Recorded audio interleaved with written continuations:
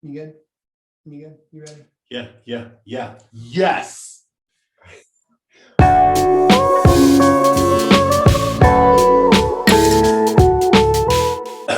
What's up, everybody? Welcome back. This is Whiskey Happens. Bam and pow. We might have been drinking a little bit today, A lot but of it. you know what? A lot of it. Again, a lot of it. So really wanted to, well, no, I'm not even going to get into it yet. Gary, tell them what they need to be doing. Hit that subscribe, like, and notification bell for us. It does a lot Ding, for ding, us. ding. Yeah, triple ding. Yep. Ding-a-lang. So today, what we're getting into, though, really special to me, especially. This was my first big boy purchase when it came to bourbon way back when I started drinking. And so Basil Hayden was one of those drinks that I think everyone should have on their shelf. It's a great for when people come over who don't drink bourbon all the time. They're great for mixers. It's kind of great for everything. But we're going to do one a little different. Yeah, I think this is a natural progression. Travis introduced me to Basil Hayden's. However, it is the grown-up Jim Beam. And both of us, as you guys may not know, if you're new to the channel, definitely hit that subscribe button. Travis introduced me to Basil Hayden's, and I absolutely fell in love with it after years of binge drinking Jim Beam in college. It was only right that it fit. But however, Travis has the Basil Hayden 10-year, which I've never ventured to purchase, although I keep this in the ready at my house, just in case Travis wants to come over. Yeah. And so I was lucky enough to get this on my travels. A lot of people don't swear by this, and it's 10-year age. They not a whole lot of hype around it. I think it's great. What I want to see is, we've never done this, is what's the real difference between the two? Like flavor profile, things like that. This has been aged 10 years. I think it's a little bit pricey. It comes in around 70, 80 bucks. Oh, okay. So it's up there in price, but I think it's well worth it. So Is there a different proof? Because I know this is 80. So I have no idea. This one's coming in at 80 proof. No. okay. So So both 80. same proof, just aged longer. Yep. All right. Well, let's just get into it. I'm gonna go with the OG. Yep. I'm almost so curious if this is produced in the same rick house. I've never actually looked that up. Honey, caramel, vanilla, same notes. What I fell in love with. Yeah, vanilla, honey, caramel. A hint of like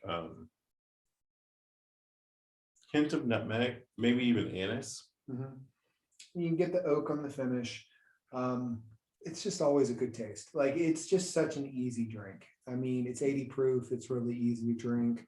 Like I said, I've always told people this is the way to go if you're trying to up your bourbon game a little bit and get into a little bit more pricey bourbon outside of like Jim Beam. So yeah, I mean, it's a great product. I think that I'm getting more oak on the back end actually. Yeah.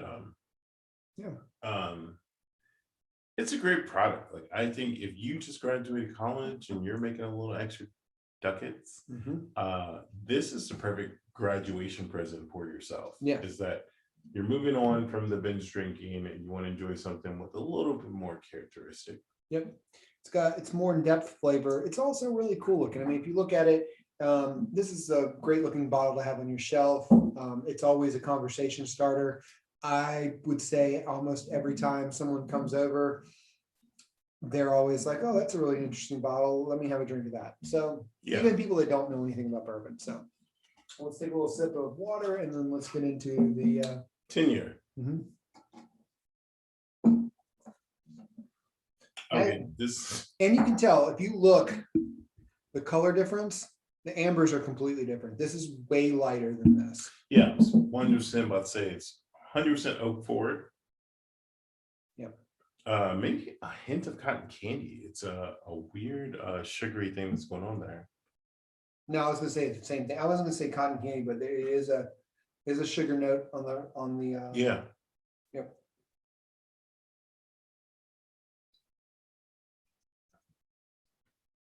Yeah. And see, to me, this is mine now. Like, this is, if I could get this on a regular basis where this wasn't as expensive, I would buy this all the day over this. Now, because I've kind of progressed in my bourbon tasting, but this is super subdued, smoky, just full of vanilla. It's just super sweet on the back end to me. Yeah, I'm getting more of a clovey type situation, and not in a bad way. I think that it still presents as like a hold on. I mean, it's definitely an 80 proof. It doesn't have any that burn on the back end. There's no lingering flavor profile once it sits there for a while. I mean, it's a definite vanilla bomb to me.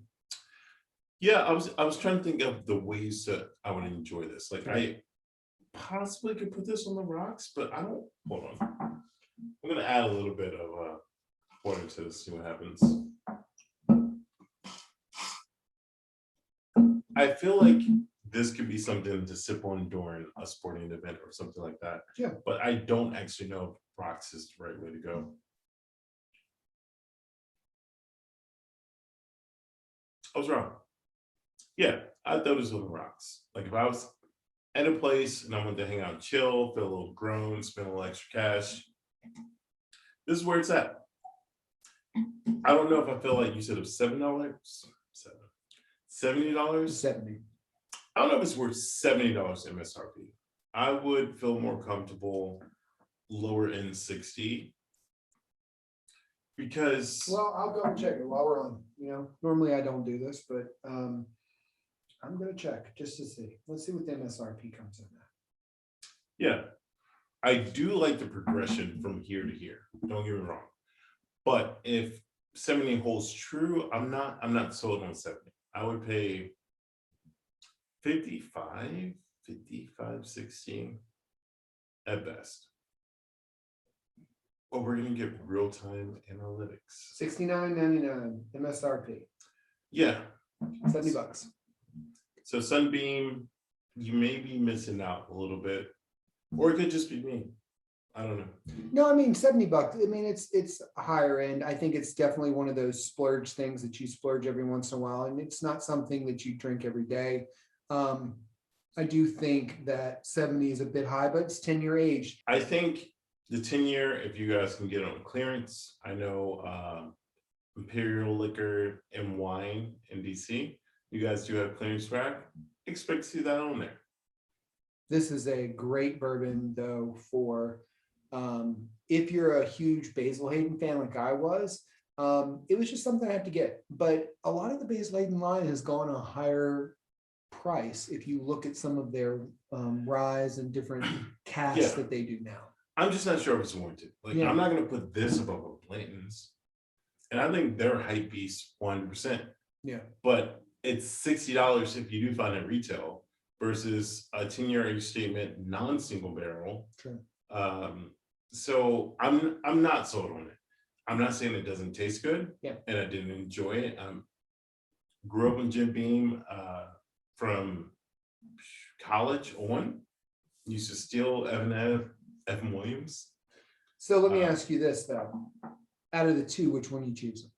Because that was really 10-year. 10-year. Yeah. If I hadn't been seeking this just to have this because I love the normal Basil Hayden and that's what was a nostalgia thing for me, I wouldn't have probably gotten this, but that's a lie. So will I buy it again? Probably not. I'll just stick with my regular Basil Hayden. But this one is good, but it's not, to me, it's not a $70 bottle. True. And I bickered about it, but I will probably buy one and have it in a collection just for when guests come over and want to try it. Not because I believe it's worth the $70 whatsoever, but a conversation piece and a progressional thing. Like I enjoy showing people where whiskey can go. Yeah. So that's unbelievable. Well, final notes on this would be always go out and get this. If you haven't gotten this bottle, go out and get it, have it on your shelf just for people when they come over. Like we said, it's a great mixer. If you see this one and you really want to try it and get it, you're not going to be disappointed. No. But don't think that it's going to blow your socks off. So, it's great though. And so take us away, Gary. So it doesn't matter if you like it neat on the rocks, 10 years old and a fucking Coke. Whiskey happens. Cheers. Cheers.